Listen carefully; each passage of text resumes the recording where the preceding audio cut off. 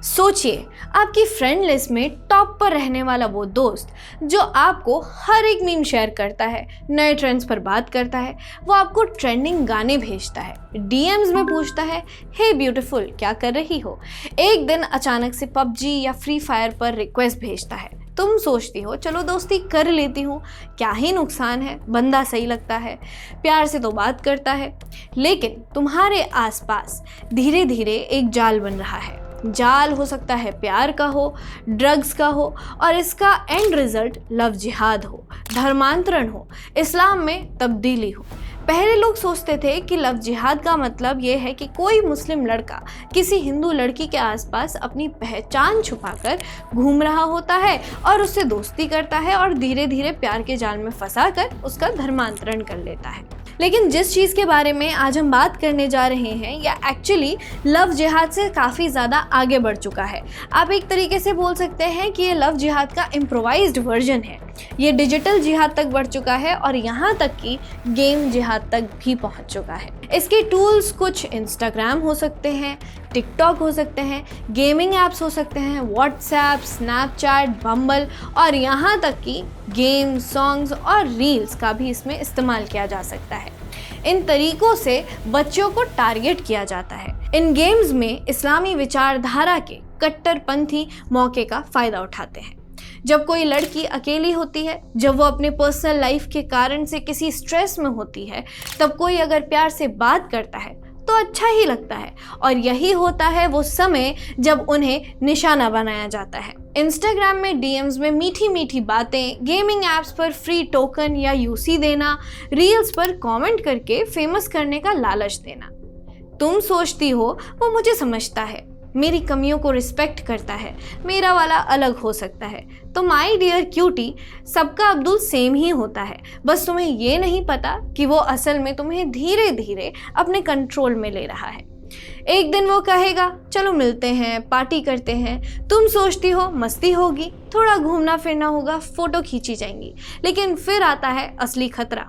इस पार्टी में ड्रग्स मिलाया जाता है, सॉफ्ट ड्रिंक में नशे की गोली डाल दी जाती है, तुम्हें कुछ पता भी नहीं चलता है, और वीडियो बना ली जाती है, और फिर वीडियो के नाम पर धमकी दी जाती है। मुस्लिम गैंग वाला कहता है कि अगर तुमने मेरी बात नहीं मानी तो ये वीडियो सबको भेज दूंगा। अब तुम डर के मारे चुप हो जाती हो। वो कहता है मुझे तुमसे निकाह करना है, लेकिन पहले तुम्हें इस्लाम कबूल करना होगा। तुम सोचती हो क्या करूं, वीडियो वायरल हो गया तो मेरी ज़िंदगी बर्बाद हो जाएगी, और यहीं से शुरू होता है इस्लामी धर्मांतरण का दूसरा स्टेप। तुम्हारा नाम बदल दिया जाता है, या तुम्हें खुद मन करता है कि इस नाम की जगह अगर कोई दूसरा अरफा या साइमा जैसा नाम होने लग जाता तो कैसा लगता। कभी हिजाब पहनने का मन करता, कभी कुरान पढ़ने के लिए मजबूर किया जाता, और तुम्हारी असली हिंदू पहचान धीरे धीरे खत्म होने लगती। मैंने आपको जितनी भी कहानी अभी तक बताई है, इसमें कोई भी चीज़ काल्पनिक नहीं है। ऐसे केसेस हम रोज़ देख रहे हैं जहां लव जिहाद, ड्रग्स और वीडियोस का कॉकटेल हिंदू लड़कियों की ज़िंदगी बर्बाद कर रहा है। लव जिहाद का ऐसा ही एक केस राजस्थान का है। राजस्थान में एक 17 साल की हिंदू लड़की को इंस्टाग्राम में फंसाया गया। यहाँ रज्जाक ने अपना नाम आदि बताया, हिंदू लड़की को फंसाया, उसे लव गिफ्ट्स भेजे, फिर उसे ड्रग्स की लत लगवाई। जब इन सब में वो कामयाब हो गया तो उसके साथ रेप किया गया और वीडियो भी उसकी बना ली गई। इन वीडियो के आधार पर इस लड़की को धमकाना चालू किया गया और अंत में उसे इस्लाम कबूल करवाया गया। इन सब के बीच उसके माता पिता को कुछ नहीं पता था।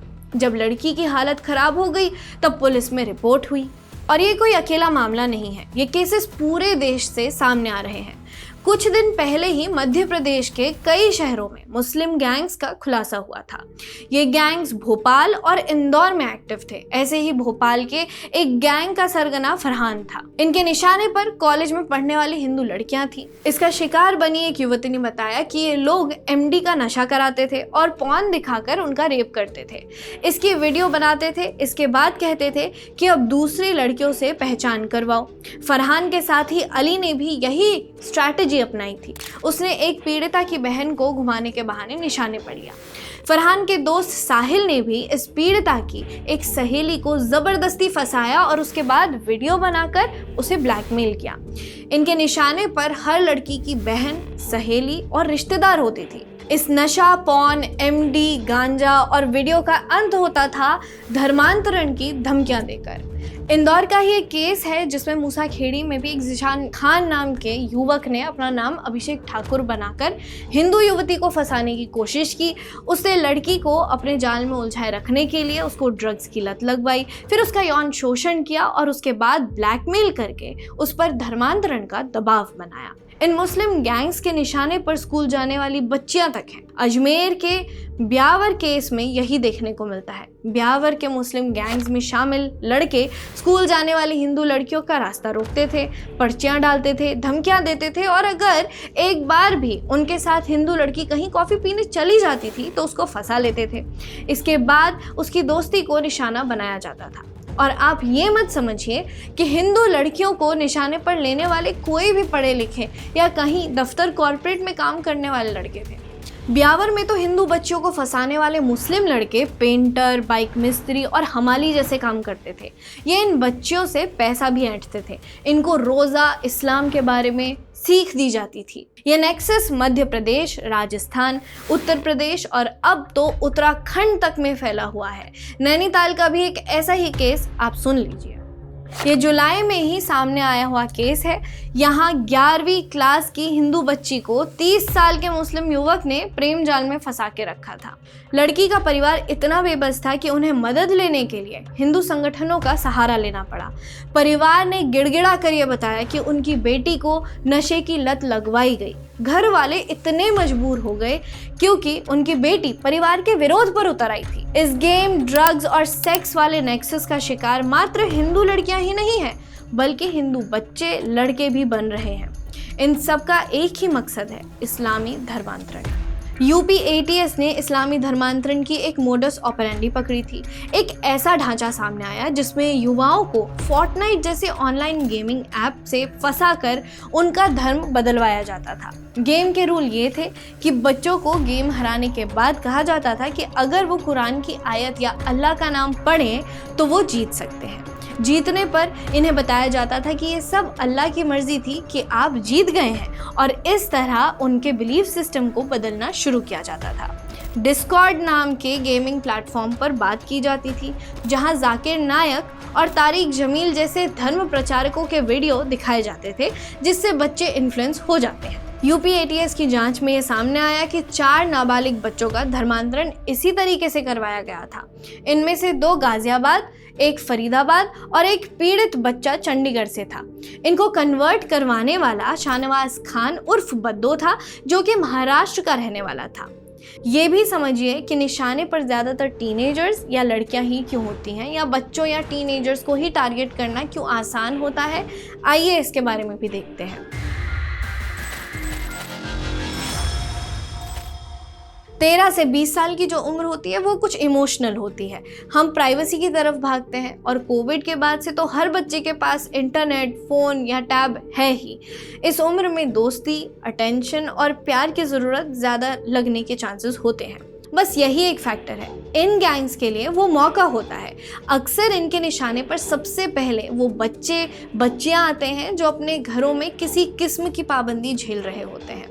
आर्थिक रूप से कमज़ोर परिवारों से आने वाले बच्चे या बच्चियों को लुभाना और भी आसान होता है और ये पूरा पैटर्न कुछ वैसा ही है जैसा हमने ब्रिटेन के ग्रूमिंग गैंग्स में देखा था। मॉडल वही है, तरीका वही है और जहर भी वही है। ब्रिटेन में इसे ग्रूमिंग गैंग्स कहते हैं, जहां पाकिस्तानी मुस्लिम दरिंदे नाबालिग ब्रिटिश, नॉन मुस्लिम और सिख लड़कियों को प्यार और सेक्स के नाम पर फंसाकर नोचते हैं। और भारत में यहाँ वही काम है, बस शिकार बदल दिया जाता है। यहाँ उनकी भूख का शिकार है हिंदू बेटियाँ। फ़र्क बस इतना है कि ब्रिटेन में यह कर्क रोग सिर्फ कुछ शहरों तक सड़ रहा है, लेकिन भारत में हर शहर, हर मोहल्ला, हर गली में इनका शिकार होता है। कहीं ये खुलेआम घूमते हैं, कहीं छुपकर काटते हैं। जो केस पकड़ में आ जाते हैं तो उन पर थोड़ी देर का शोर होता है, लेकिन जो नहीं आते वहाँ मासूम बेटियों की ज़िंदगी चुपचाप बर्बाद कर दी जाती है। तो अगली बार अगर आपके डीएम्स में कोई हेलो डियर या हेलो क्यूटी या पपी फेस बनाकर घुस आए तो ये याद रखिए, ये महज चैट नहीं है। ये आपके धर्म, आपकी इज्जत और आपकी रगों में दौड़ते खून पर हमला हो रहा है। जिसे आप मेरा वाला अब्दुल अलग है सोचकर इंटरनेट कर रही हैं, वो वही है जैसा भोपाल का फरहान, इंदौर का शाहरुख या जिशान था, जो पहले मुस्कुराता है फिर आपको तोड़कर फेंक देता है। अगर आपके धर्म को ऐसे ही तकनीकों से बदला जा रहा है तो समझ जाइए कि ये प्लान है, प्यार नहीं। जो प्यार किसी की पहचान और उसका धर्म छीन ले, वो प्यार कैसे हो सकता है? देखते रहिए ऑप इंडिया।